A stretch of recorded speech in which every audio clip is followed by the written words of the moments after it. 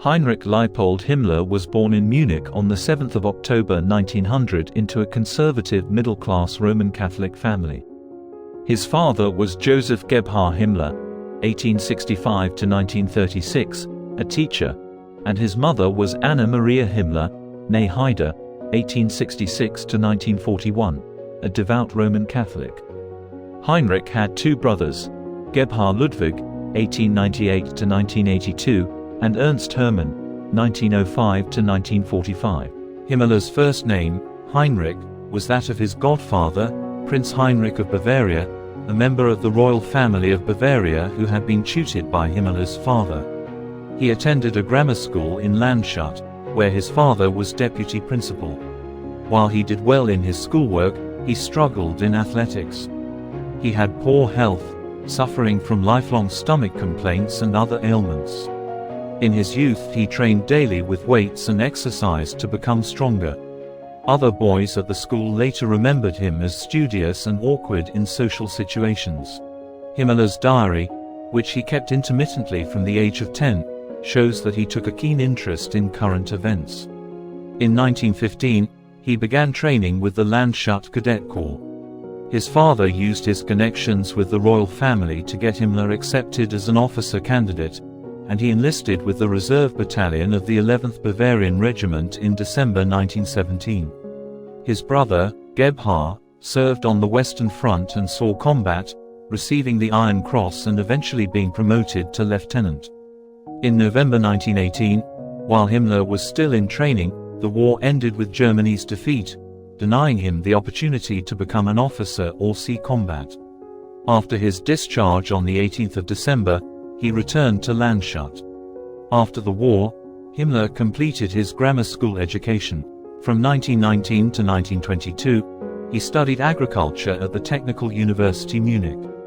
Following a brief apprenticeship on a farm and a subsequent illness, although many regulations that discriminated against non-Christians, including Jews and other minority groups, had been eliminated during the unification of Germany in 1871, anti-Semitism continued to exist and thrive in Germany and other parts of Europe. Himmler was anti-Semitic by the time he went to university, but not exceptionally so. Students at his school would avoid their Jewish classmates.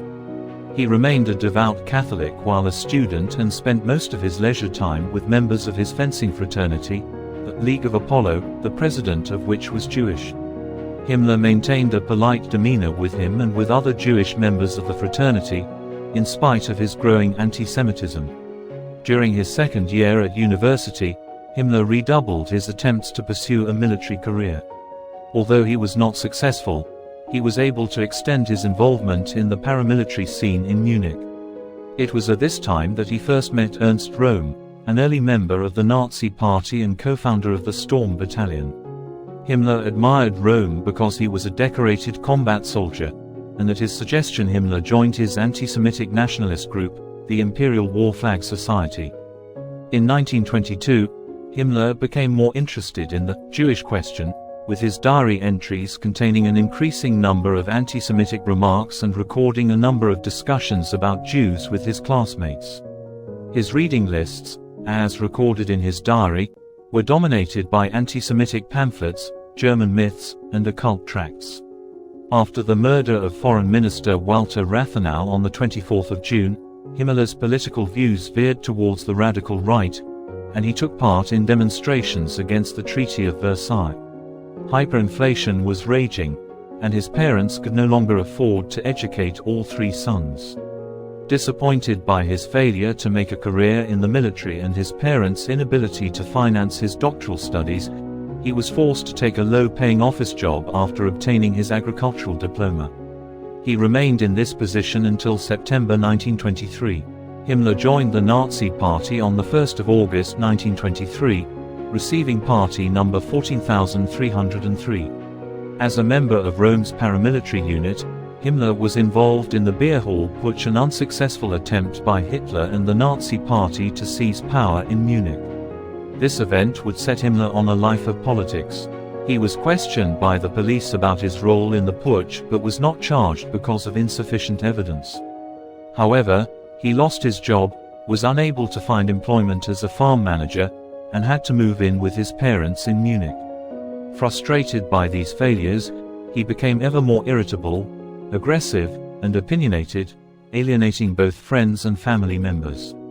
To consolidate and advance his own position in the Nazi Party, Himmler took advantage of the disarray in the party following Hitler's arrest in the wake of the Beer Hall Putsch.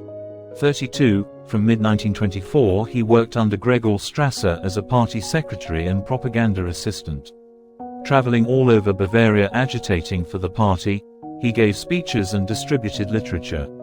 Placed in charge of the party office in Lower Bavaria by Strasser from late 1924, he was responsible for integrating the area's membership with the Nazi Party under Hitler when the party was refounded in February 1925. That same year, he joined the Schutzstaffel SS as an SS Führer. The SS, initially part of the much larger SA, was formed in 1923 for Hitler's personal protection and was reformed in 1925 as an elite unit of the SA. Himmler's first leadership position in the SS was that of SS Chorführer, district leader, in Lower Bavaria from 1926. Strasser appointed Himmler deputy propaganda chief in January 1927. As was typical in the Nazi Party, he had considerable freedom of action in his post, which increased over time. He began to collect statistics on the number of Jews, Freemasons, and enemies of the party, and following his strong need for control, he developed an elaborate bureaucracy. In September 1927, Himmler told Hitler of his vision to transform the SS into a loyal, powerful, racially pure elite unit. Convinced that Himmler was the man for the job, Hitler appointed him Deputy Reichsführer SS, with the rank of SS Oberführer. Around this time, Himmler joined the Artemann League, a Völkisch youth group. There he met Rudolf Höss, who was later commandant of Auschwitz concentration camp, and Walter Darré, whose book The Peasantry as the Life Source of the Nordic Race caught Hitler's attention, leading to his later appointment as Reich Minister of Food and Agriculture. Darré was a firm believer in the superiority of the Nordic race, and his philosophy was a major influence on Himmler. Upon the resignation of SS Commander Erhard Haydn in January 1929, Himmler assumed the position of Reichsführer SS. With Hitler's approval, he still carried out his duties at propaganda headquarters. One of his first responsibilities was to organize SS participants at the Nuremberg rally that September. Over the next year, Himmler grew the SS from a force of about 290 men to about 3,000. By 1930, Himmler had persuaded Hitler to run the SS as a separate organization, although it was officially still subordinate to the SA. To gain political power, the Nazi Party took advantage of the economic downturn during the Great Depression.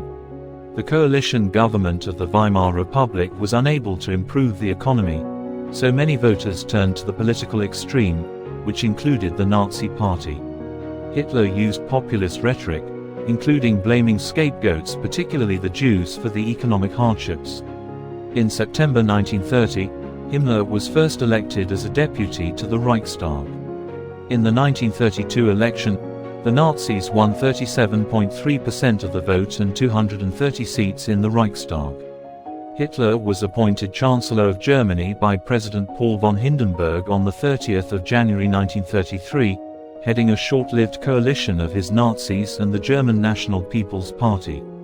The new cabinet initially included only 3 members of the Nazi Party: Hitler, Hermann Göring as Minister without Portfolio and Minister of the Interior for Prussia, and Wilhelm Frick as Reich Interior Minister. Less than a month later, the Reichstag building was set on fire. Hitler took advantage of this event, forcing Hindenburg to sign the Reichstag fire decree, which suspended basic rights and allowed detention without trial. The Enabling Act, passed by the Reichstag on the 23rd of March 1933, gave the cabinet in practice Hitler full legislative powers, and the country became a de facto dictatorship. On the 1st of August 1934, Hitler's cabinet passed a law which stipulated that upon Hindenburg's death, the office of president would be abolished and its powers merged with those of the chancellor. Hindenburg died the next morning, and Hitler became both head of state and head of government under the title Führer und Reichskanzler, leader and chancellor.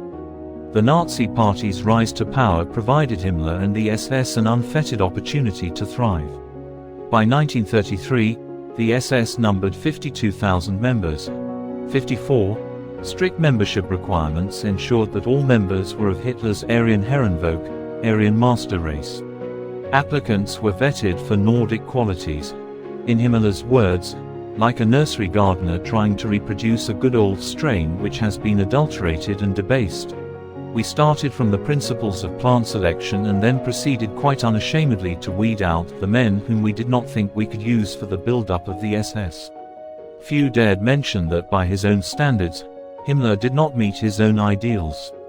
Himmler's organized, bookish intellect served him well as he began setting up different SS departments.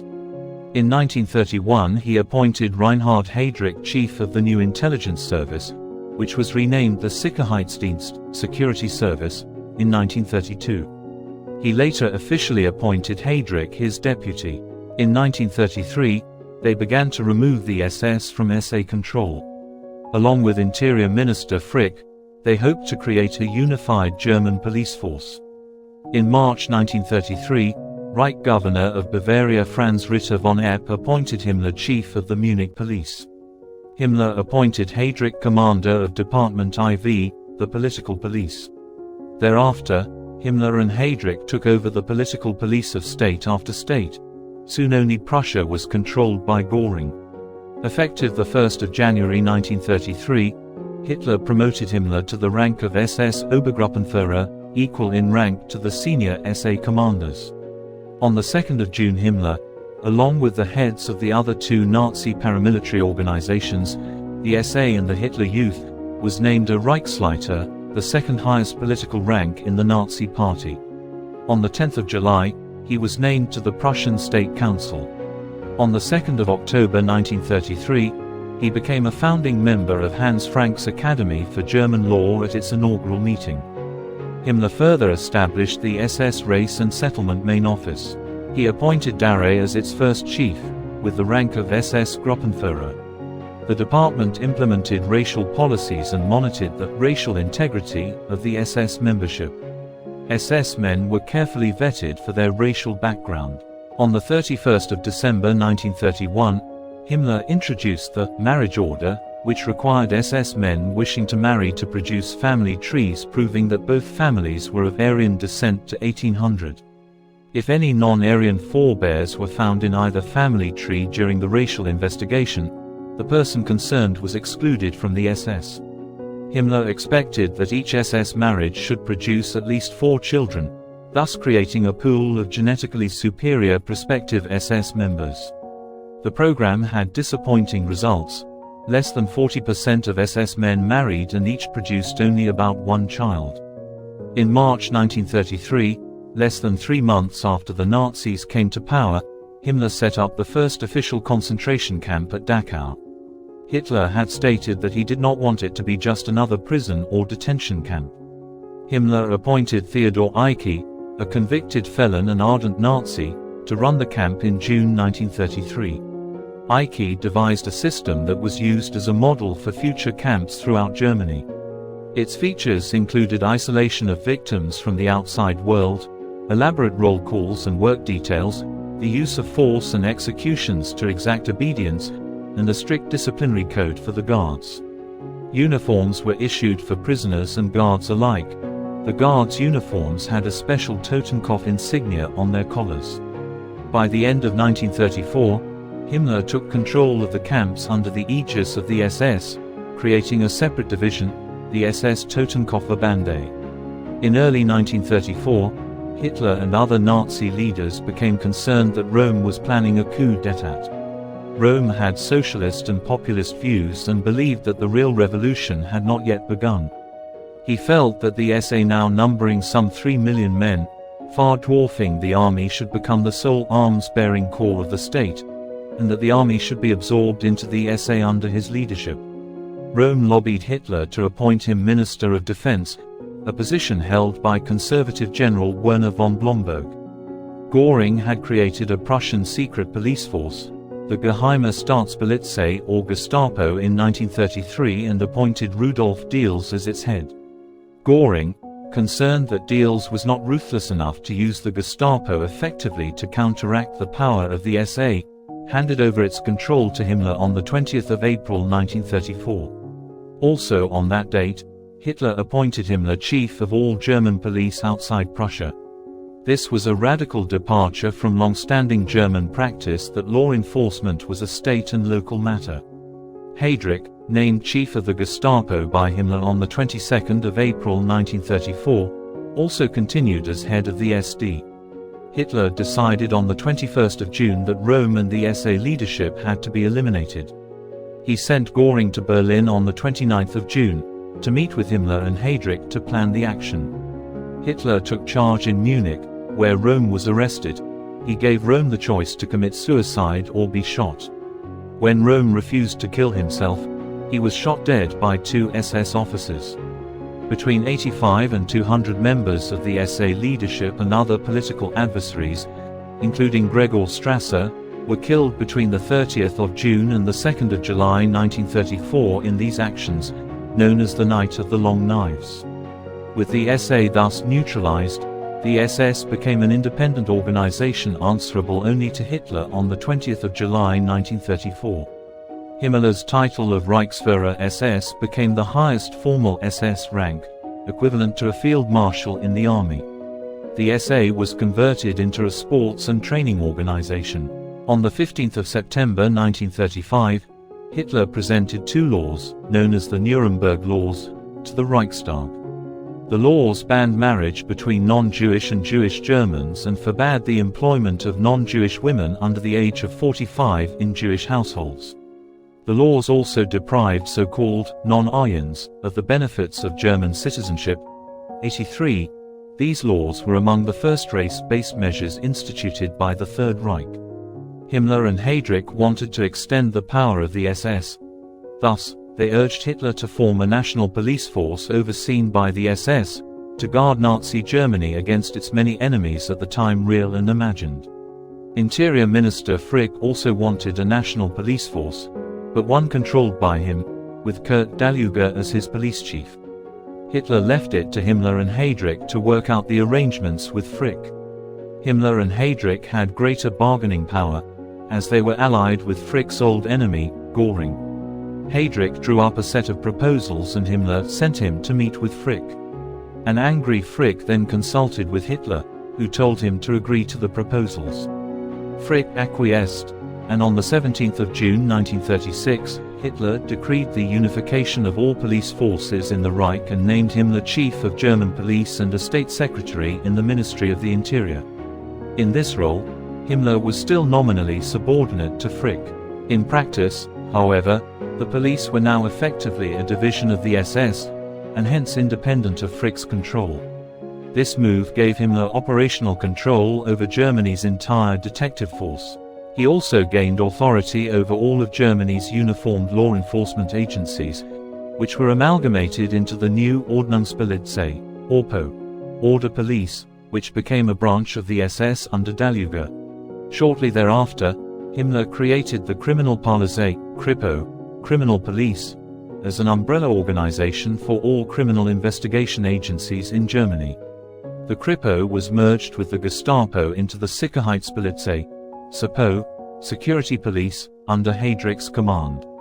In September 1939, following the outbreak of World War II, Himmler formed the SS Reichssicherheitshauptamt, RSHA, Reich Security Main Office, to bring the SEPO, which included the Gestapo and Kripo, and the SD together under one umbrella. He again placed Heydrich in command. In 1938, as part of his preparations for war, Hitler ended the German alliance with China and entered into an agreement with the more modern Japan. That same year, Austria was unified with Nazi Germany in the Anschluss, and the Munich Agreement gave Nazi Germany control over the Sudetenland, part of Czechoslovakia. Hitler's primary motivations for war included obtaining additional Lebensraum, living space, for the Germanic peoples, who were considered racially superior according to Nazi ideology. A second goal was the elimination of those considered racially inferior, particularly the Jews and Slavs, from territories controlled by the Reich. From 1933 to 1938, hundreds of thousands of Jews emigrated to the United States, Palestine, Great Britain, and other countries. Some converted to Christianity. When Hitler and his army chiefs asked for a pretext for the invasion of Poland in 1939, Himmler, Heydrich, and Heinrich Himmler masterminded and carried out a false flag project code named Operation Himmler. German soldiers dressed in Polish uniforms undertook border skirmishes which deceptively suggested Polish aggression against Germany.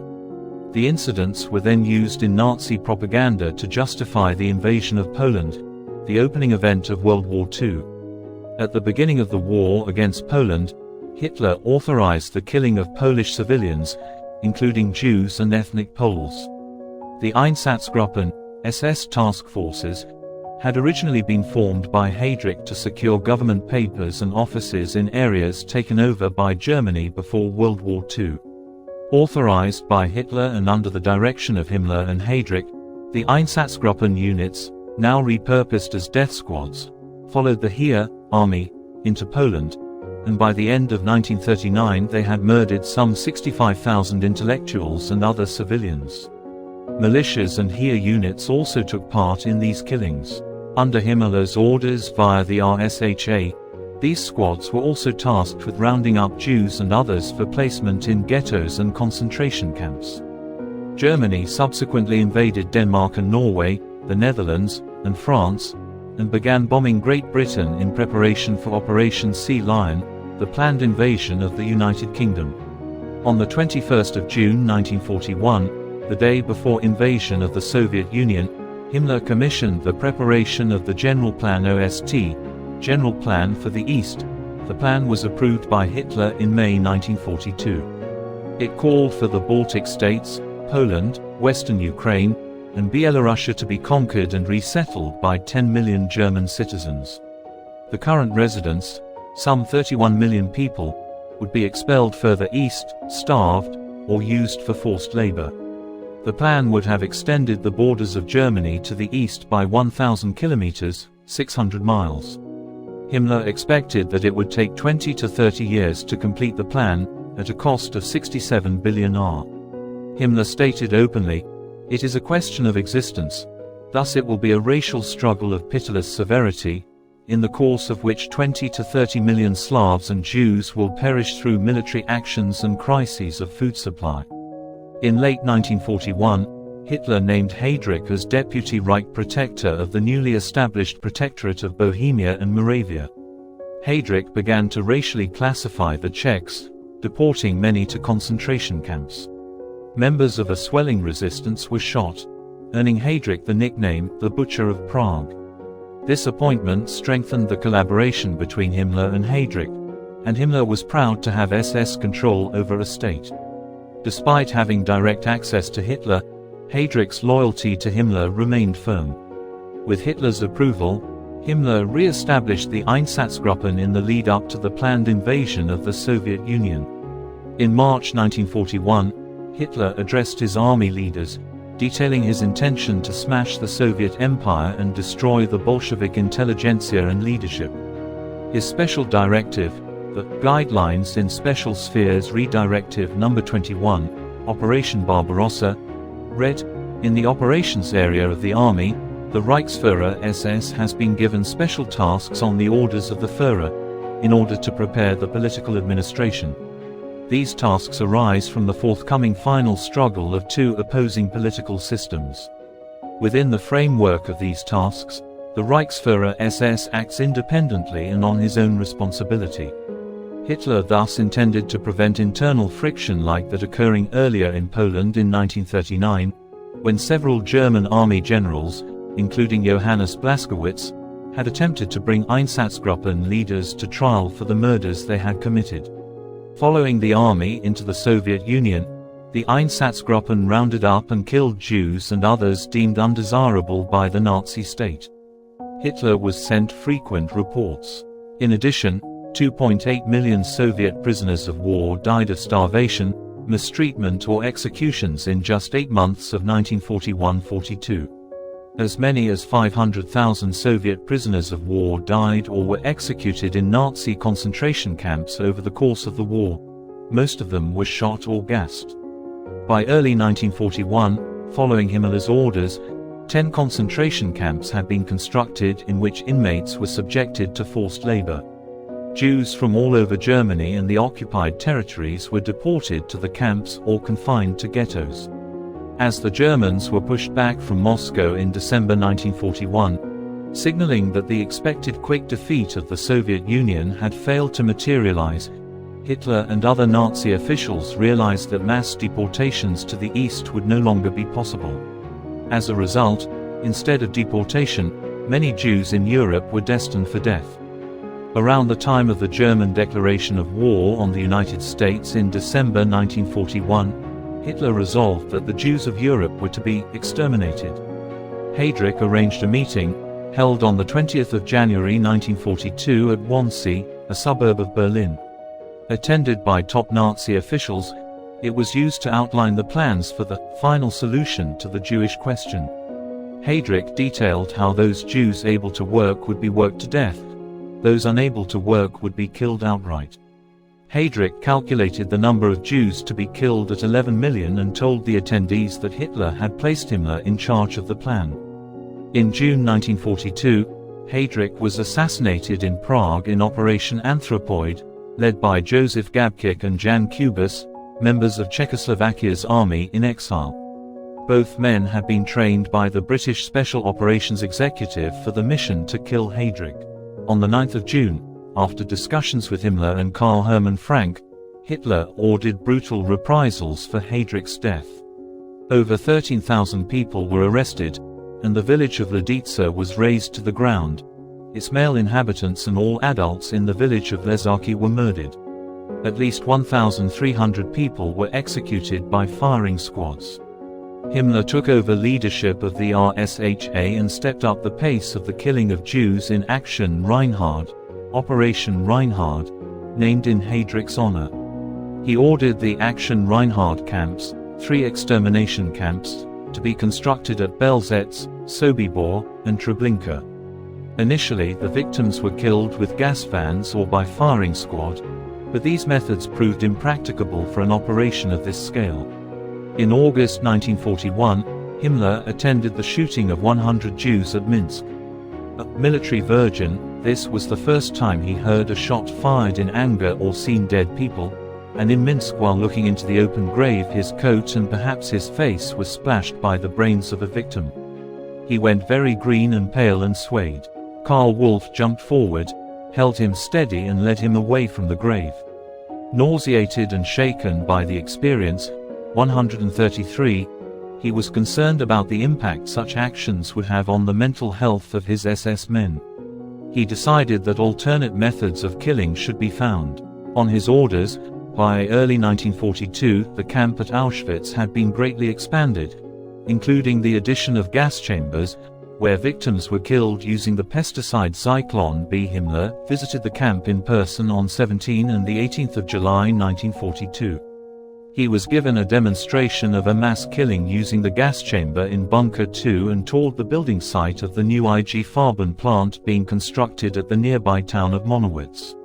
By the end of the war, at least 5.5 million Jews had been killed by the Nazi regime. Most estimates range closer to 6 million. Himmler visited the camp at Sobibor in early 1943, by which time 250,000 people had been killed at that location alone. After witnessing a gassing, he gave 28 people promotions and ordered the operation of the camp to be wound down. In a prisoner revolt that October, the remaining prisoners killed most of the guards and SS personnel. Several hundred prisoners escaped. About 100 were immediately recaptured and killed. Some of the escapees joined partisan units operating in the area. The camp was dismantled by December 1943. Himmler was one of the main architects of the Holocaust, using his deep belief in the racist Nazi ideology to justify the murder of millions of victims. Longerich surmises that Hitler, Himmler, and Heydrich designed the Holocaust during a period of intensive meetings and exchanges in April to May 1942. The Nazis planned to kill Polish intellectuals and restrict non-Germans in the general government and conquered territories to a fourth-grade education. They further wanted to breed a master race of racially pure Nordic Aryans in Germany. As a student of agriculture and a farmer, Himmler was acquainted with the principles of selective breeding, which he proposed to apply to humans. He believed that he could engineer the German populace, for example, through eugenics, to be Nordic in appearance within several decades of the end of the war. On the 4th of October 1943, during a secret meeting with top SS officials in the city of Poznan, Posen, and on the 6th of October 1943, in a speech to the party elite, the Gauleiters and Reichsleiters, Himmler referred explicitly to the extermination of the Jewish people. A translated excerpt from the speech of the 4th of October reads, "I also want to refer here very frankly to a very difficult matter. We can now very openly talk about this among ourselves, and yet we will never discuss this publicly. Just as we did not hesitate on the 30th of June 1934, to perform our duty as ordered and put comrades who had failed up against the wall and execute them, we also never spoke about it, nor will we ever speak about it. Let us thank God that we had within us enough self-evident fortitude never to discuss it among us, and we never talked about it. Every one of us was horrified, and yet everyone clearly understood that we would do it next time, when the order is given and when it becomes necessary. I am talking about the Jewish evacuation, the extermination of the Jewish people. It is one of those things that is easily said. The Jewish people is being exterminated. Every party member will tell you, perfectly clear, it's part of our plans, we're eliminating the Jews, exterminating them, a small matter. And then they turn up, the upstanding 80 million Germans, and each one has his decent Jew. They say the others are all swines, but this particular one is a splendid Jew. But none has observed it, endured it. Most of you here know what it means when 100 corpses lie next to each other, when there are 500 or when there are 1,000. To have endured this and at the same time to have remained a decent person, with exceptions due to human weaknesses, has made us tough, and is a glorious chapter that has not and will not be spoken of. Because we know how difficult it would be for us if we still had Jews as secret saboteurs, agitators and rabble-rousers in every city, what with the bombings, with the burden and with the hardships of the war. If the Jews were still part of the German nation, we would most likely arrive now at the state we were at in 1916 and 17. Because the Allies had indicated that they were going to pursue criminal charges for German war crimes, Hitler tried to gain the loyalty and silence of his subordinates by making them all parties to the ongoing genocide. Hitler therefore authorized Himmler's speeches to ensure that all party leaders were complicit in the crimes and could not later deny knowledge of the killings. On the 6th of June 1944, the Western Allied armies landed in northern France during Operation Overlord. In response, Army Group Upper Rhine, Heeresgruppe Oberrhein, group was formed to engage the advancing US 7th Army, under command of General Alexander Patch and French First Army, led by General Jean de Lattre de Tassigny, in the Alsace region along the west bank of the Rhine. In late 1944, Hitler appointed Himmler Commander-in-Chief of Army Group Upper Rhine. On the 26th of September 1944, Hitler ordered Himmler to create special army units, the Volkssturm, People's Storm, or People's Army. All males aged 16 to 60 were eligible for conscription into this militia, over the protests of Armaments Minister Albert Speer, who noted that irreplaceable skilled workers were being removed from armaments production. Hitler confidently believed 6 million men could be raised, and the new units would initiate a people's war against the invader. These hopes were wildly optimistic. 179, in October 1944, children as young as 14 were being enlisted. Because of severe shortages in weapons and equipment and lack of training, members of the Volkssturm were poorly prepared for combat, and about 175,000 of them died in the final months of the war. On the 1st of January 1945, Hitler and his generals launched Operation North Wind. The goal was to break through the lines of the US 7th Army and French 1st Army to support the southern thrust in the Battle of the Bulge, Ardennes Offensive, the final major German offensive of the war. After limited initial gains by the Germans, the Americans halted the offensive. By the 25th of January, Operation North Wind had officially ended. On the 25th of January 1945, despite Himmler's lack of military experience, Hitler appointed him as commander of the hastily formed Army Group Vistula to halt the Soviet Red Army's Vistula-Oder offensive into Pomerania, a decision that appalled the German General Staff. Himmler established his command center at Schneidermühl, using his special train, Sonderzug Steiermark, as his headquarters. The train had only one telephone line, inadequate maps, and no signal detachment or radios with which to establish communication and relay military orders. Himmler seldom left the train, only worked about 4 hours per day. Army Group Vistula was a disorganized and weakened force, consisting of remaining Wehrmacht units, SS divisions, and poorly trained reserves, including young and elderly conscripts due to the severe manpower shortage. The army suffered from a lack of supplies, equipment, and morale. Himmler, inexperienced in battlefield tactics, struggled with organizing operations and made poor strategic decisions. Meanwhile, the Soviet forces were advancing rapidly, and Germany's defenses continued to collapse under pressure. Himmler's command was marked by hesitation and poor decision-making, particularly during the attempted defense of Poznan and surrounding areas. His inability to respond effectively to the Soviet offensive left German forces vulnerable, and the Soviet advance continued nearly unimpeded toward Berlin. Hitler quickly lost confidence in Himmler and dismissed him from command shortly afterward. Himmler's removal did little to alter the course of the war, as the Soviet Red Army continued its relentless push into German territory. The failure of Army Group Vistula's defense became a symbol of the Nazi regime's unraveling and highlighted how ideological fervor could not compensate for the lack of effective military leadership.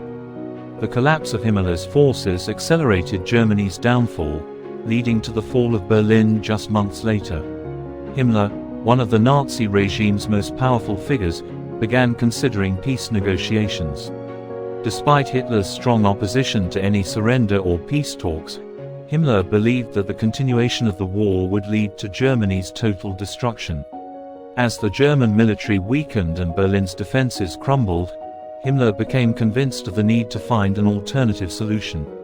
On the 21st of April 1945, Himmler met with Norbert Masser, a Swedish representative of the World Jewish Congress, to discuss the release of Jewish concentration camp inmates.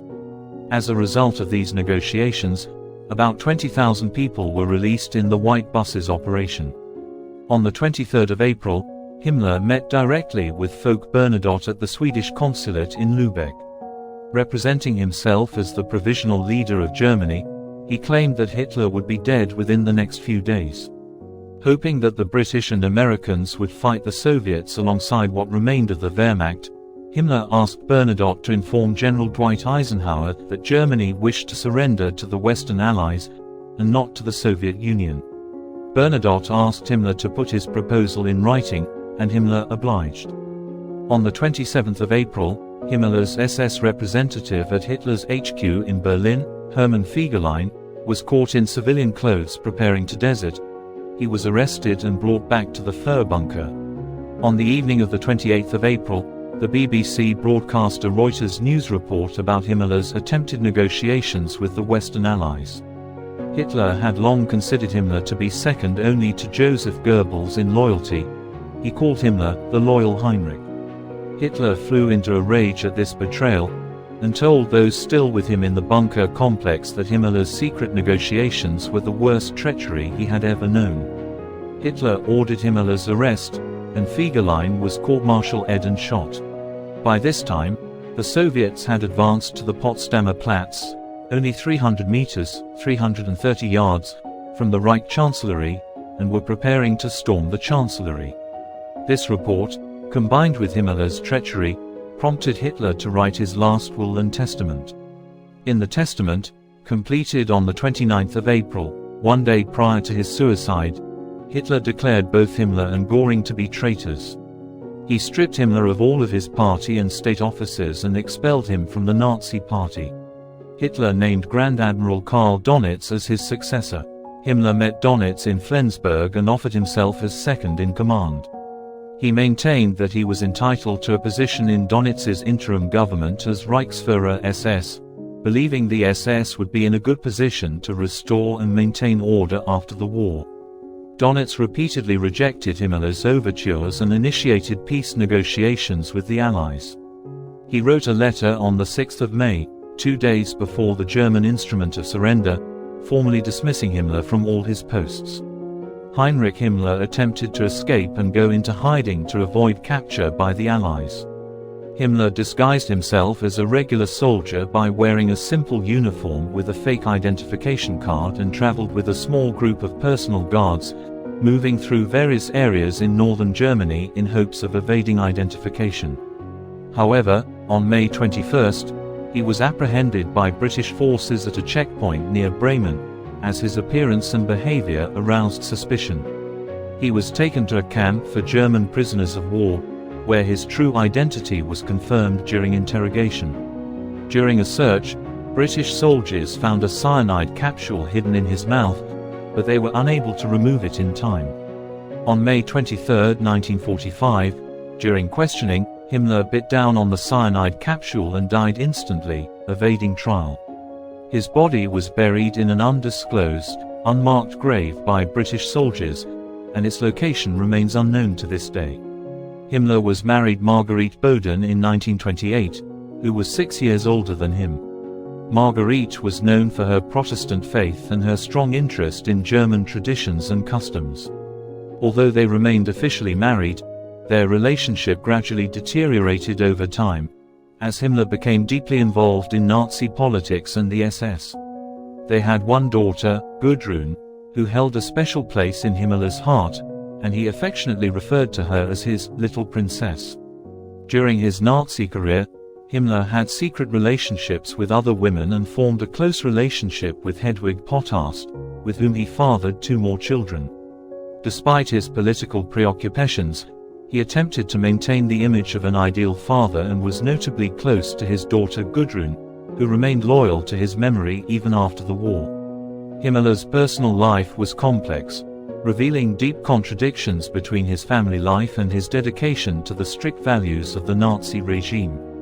Thank you for watching. I hope you found this video helpful and inspiring. If you enjoyed it, don't forget to give it a thumbs up and subscribe for more content like this. Share your thoughts in the comments below, and let me know what topics you'd like to see next.